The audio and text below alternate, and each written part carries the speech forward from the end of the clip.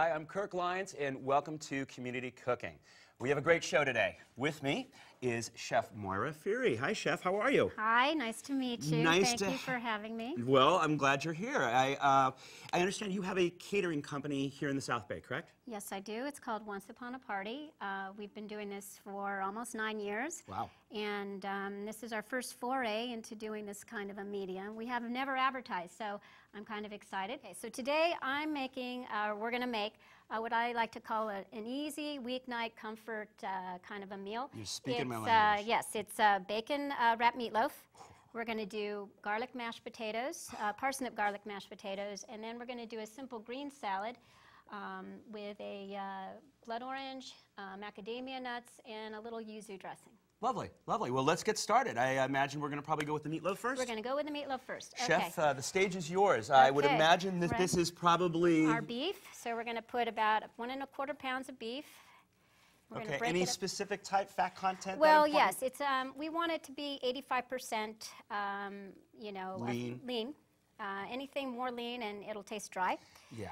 Okay. And you're putting a lot of stuff in there to make it moist, so you might as well start with a little bit of fat. Right, exactly. So we're going to start with a little bit of garlic. Okay. And then we're going to have a little bit of onion. Now, we've already prepped the onion. Okay. And it's in a little bowl in front of us. And boy, aren't you doing a nice little chop of that garlic there? Look at that nice uniform chop. That's great. And you know, that's you know, such a meatloaf is one of those things where you can just kind of put almost anything into it. So I'm really excited to see what you're going with today. I mean, gosh, the sky's kind of the limit. So I would imagine if anybody sees something on this the board here that they might not be fond of, they can always substitute it with something else or just leave it out. Right. Okay. So with this meatloaf also, you could do turkey. Again, you know, you want to be careful that you don't go too lean because the turkey will be drier. Okay.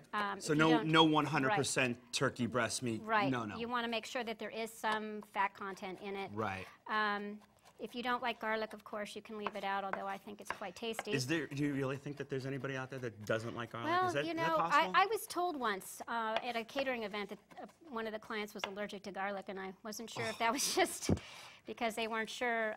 Just a convenient excuse. Right, and a convenient excuse or not. Right on. Okay. Okay, so we got our garlic in there. Okay, so here's our onion, and, you know, this is just a quick way of doing this. Cutting almost like radially, as right, they say, we're going to cut it radially. We're going to make little cuts uniformly. Pretty much you follow the way the onion is. Right. The pattern of the onion. Cut And it see in. what she's doing here, how she's cutting this. This is not only saving her time in terms of having to keep chopping. See, we've got perfectly even dice here. Right. You know, and that's exactly the method to the madness, or vice versa. Now they could go ahead and do this in a Cuisinart. We've already done that here. Okay. Okay. So we're going to add this. We're going to slightly mix it up. Okay. And then we're going to go ahead. The next thing we're going to add is bacon. We've taken some bacon, and we've taken 4 pieces of bacon, and basically what we've done, cut them in small little strips. Okay. And then cut them again like this, okay? And if you want, you can also do this in the Cuisinart. Be careful, though, because you don't want to turn it into a puree. I would imagine the pulse feature would be nice, as opposed to just turning it on and making bacon mush. So we've taken 4 strips of bacon, and we've cut them like that. Okay. Okay, so now we've got a 1/2 cup of onion, 4 strips of bacon. We've got our garlic, 3 cloves of garlic. Now we're going to add a teaspoon of pepper. Okay. And I just kind of eyeball it, although you could go ahead. Yeah, that's one of those things, too, that you can pretty much probably kind of guess, how you like you know. Same with the salt, about a teaspoon. Any particular kind of salt? I like kosher salt. You can use, you know. Don't we all? Right, you can use sea salt, although that's a little bit of an extravagance, but you can go ahead. Yeah. The next thing we're going to add is some panko crumbs. Okay. Now, if you want, you can add breadcrumbs, or you can take 4 slices of bread and put it in a Cuisinart, pulse it very quickly till you get a nice light fine crumb. Okay. So you can do all of them. I prefer panko because it makes a nice lighter sort of mixture at the end. What we should probably mention for guests, so you can get that going, for guests who don't know what panko is, it's basically a Japanese breadcrumb. And the difference is, I mean, you can see it. It's lighter, it's flakier, it's not that dense sort of heavy breadcrumb, and it's great for pretty much anything you would use a regular breadcrumb for. And you can find it Actually, you can almost find it at any market now. Pretty much, yes. But definitely Asian markets, for sure. Okay, so the next thing we're going to do is add 1.5 teaspoons of Worcestershire. Okay, another one of my favorite ingredients. Okay, then we're going to take 2 eggs, and we're going to lightly beat them. If you wouldn't mind getting me a fork, that would be awesome. Yeah, Thank you. why don't we give you this fork here? Thank you. Sure. Yeah, and egg's so important too, because this is what's going to help that along with It binds it, right. Yeah. The panko and the egg will bind your meatloaf. Otherwise, I mean, you could potentially take a meatloaf out, try to cut it, and it would all crumble on you, right? Exactly. So you kind of need to adhere it together with something. And it's easier if you lightly beat it because you don't want to work the meatloaf too much. That's another key point in meatloaf is that you want to be gentle with it because the more you work it, the more tough it becomes. Absolutely. It's just like a burger. Right, Just exactly. like a burger. Anytime you're working with that ground meat, yeah, that makes a lot of sense. Okay. And definitely using the tools that God gave you, right? Right, the exactly, hands. the hands, right. Yeah, Okay. no use to dirty another spoon. Good, Okay, and so we've got our pan over here and we've prepared it ahead. We've sprayed it with a little cooking spray. You can use Pam, you can use canola, you can use olive oil, whatever suits you. Little butter even? Little butter even would work. Okay. Again, we're just going to work this together here. Okay. And we've got parsley in this bowl here. You can add it or not. Would you like it? I would like it. Okay, Yes, I'm just going to dump that in there for you. yes, we're going to add it. You got There it. we go. All right. And that probably, I would imagine, is brightening the flavor a little bit. Yes, it does. Kind of adding a little herbage to this very protein-heavy. Right. Not like that's a bad thing, but it brings in that garden fresh flavor. Okay, here we go. And then we're going to just turn this here, and we're just going to pat it in like so. Great. Okay. And then we're going to take... So you kind of just, you press it down? You like press it down, okay. right? Okay. And then we're going to take some ketchup. Yeah. Now, how bad can that be? Right. And Got to we're have a gonna- little ketchup with You've your got to have a meatloaf, little right? ketchup. And we're going to use about 1/4 cup. Just spread it on here like so. It's just going to kind of give it a little glaze, It gives a little glaze, flavor right. at the top. Okay. Exactly. I love it. Okay. This is a very, like I Salivating said, it's a already. very simple dinner. Okay, now the next thing we're going to do is put the final little coup de grace on here, which is our bacon. Okay. So we're going to take, I usually take 4, but we make 5. Okay, take 5. We're going to take 5 strips. Okay, good. And, or 6, I guess Get is that what out we of the have way. here. Whoops. Okay, and you want to not cut them quite in half.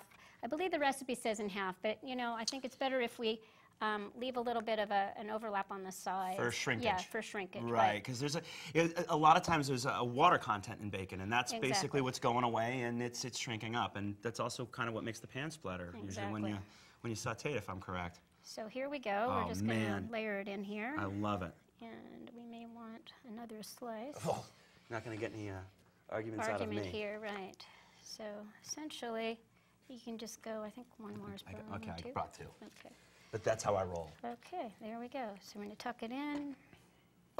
Okay. And And now, what do you have your oven preheated to? we preheat the oven to 400 degrees. Okay, so it's Okay. a little on the higher side. It's on the higher side. And that's partially because this bacon is keeping it, moist. Right. So it's not going to dry out. Also, you want to cook it.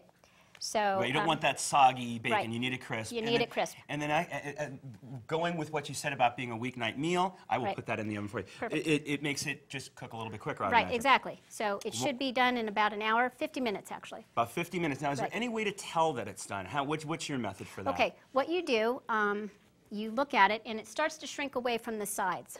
When it's cooked, it'll shrink away from the sides. The bacon will be nice and browned and crisped. And you can always put an instant read thermometer in and look at it, and if it's 160, you should be good And to for go. anyone who doesn't know, instant read thermometer is just basically has a little pointed end. You stick it in, and it gives you a temperature reading, and you can pick that up Right. at any market Any too, market about too. $7, $8. Right.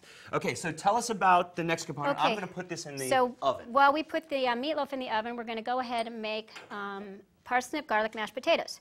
So parsnip here, we've gone ahead and peeled it ahead, and we've got... Tell us a little bit why you're incorporating parsnips with your potatoes. Well, because- first of all, it's seasonal, and and would this be something maybe that you could pick up at the farmer's market, exactly. Absolutely, there we right. go. Good. Exactly. Just like the mixed greens and the potatoes, This dish can be made with russet potatoes. It can be made with white creamer potatoes, which we're going to use today. It can be made with the the little red potatoes. So it really doesn't matter. Whatever you have on hand will work fine. Parsnip adds a nice kind of a sweet flavor. It gives it a little, bumps it up a little bit. And then, of course, garlic is always nice to add in there. And how would you describe a parsnip? Maybe as a sweeter, earthier carrot? It's a sweeter, earthier carrot, exactly. That's exactly what it is. What I like about this, instead of putting carrot into your mashed potato, which would completely make it look like speckled with orange, you're not changing the color of your dish. Right. And I love that. If you were to use red potato, however, it would I wouldn't peel it. Just keep the skins on and go for it. Keep the skins on, and then make it, it's rustic. Then it's a very nice rustic dish. You know, that's always the good line, too. Whenever something's a little, like, not chopped so fine or is not presented quite as nicely. Yes, we call it rustic. We call it rustic. It's rustic. So what I'm doing is just slicing this up. It's a little easier. They cook a little faster, so you just want to slice it. As opposed to a rough chop? As a rough chop. Okay. The potato, again, we're just going to go, and these are small, so we can just kind of dice them like so. No, one thing I know about, like, potatoes, especially when you're cooking them, you know, it's so funny because, you know, we think of boiling potatoes, mashing potatoes as being a simple thing, but people mess it up a lot. And one thing that people do is they see how her chop here. I don't know, Nigel, can you get a shot of that? How they're uniform. Yeah, we try to keep all the pieces the same size. And that's so another that important. They cook at the same rate. They cook at the same rate, right? So that would be an important point if you were to use a russet. You would want to make sure that the pieces were pretty much the same size. And then the next rule of cooking potatoes is with the water. Right, okay. You never want to throw it into boiling water. Right, you want to put it in cold water. So that's what we've gone ahead and done. We went ahead and behind us we've got our pot set up. And what we have in here is our potatoes that we've already diced. We've got our parsnip that we've already sliced. And then we're going to add our one last ingredient, which is going to be our garlic. Okay. Oh, nice. Okay. And we haven't chopped it. We've just peeled it. We're going to put it in here whole. It'll cook up nicely. And I like that, you know, a lot of people, they'll do like a roasted, and we need to turn our heat on here? Yes, we do. Can I get that for you? Thank you. All right, there we go. I'm becoming a master at this stuff. Okay. Nice high heat like that, or you need it down? Let's do it high, because we want it to be done in about 15 minutes. The last thing we need is some salt, kosher salt, so we're just going to... let me get that for you. Season that up, Chef. Okay. There you are. We're just going to take that and dump a nice healthy amount in there, okay? It'll take it, yeah, for sure. Okay, there we go. All right, and then that's it. And then we just walk away, and we come back over here, and now we can start on our salad. So as you can see, this is a nice simple meal. I mean, you've really gotten, and she's worked it in a way, too, where get that meatloaf in. Right. So that the oven is doing your work for you. And while it's working for you and you can kind of not pay attention to it, you work on the other components of your meal. And that's smart. That's how you get a dinner on the table nice and quickly. Well, you know, in theory, in half an hour, this would take a little bit longer because it takes about an hour to bake. But the concept is there. Yeah, and then if you've got kids running around and everything, then it takes a little bit longer as well. Because believe me, I go through that. Yes, which many of us have. At least I do. I have 2 teenagers, so it's important to get everything on the table. So they must absolutely love this meal. Is this like a really teenager-friendly meal? It is one of their favorites. Another would be macaroni and cheese. I think we do a lot of that. So at any rate. So what we're going to do now is we're going to go ahead and start on our salad. And again, this is designed to be very simple. So we're going to make a little dressing.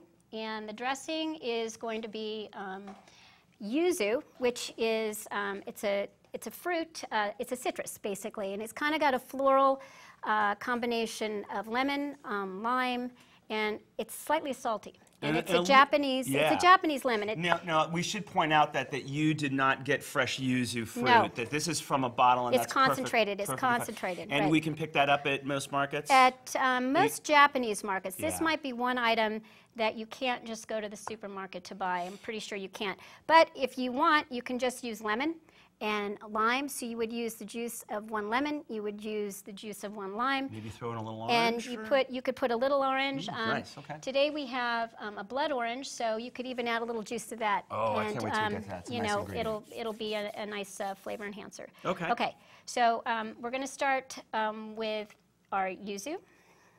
All right. We're just kind of assembling a very basic vinaigrette. So we're going to start with the acid components first. Okay. What we have in this is balsamic vinegar. It's just your basic balsamic vinegar. It's a tablespoon of balsamic vinegar. And notice too how, I mean, she's not using a ton of acid. No. You know, it's like that's a big key when you're making these vinaigrettes, right? Right, I mean, you want to make sure that it's not too sharp. Right. What's your ratio? Well, in this salad dressing, it's 5 to 1, basically. 5 to 1, basically 5 parts of her oil, which is that olive oil? Right, extra virgin olive oil, yes. To 1 part of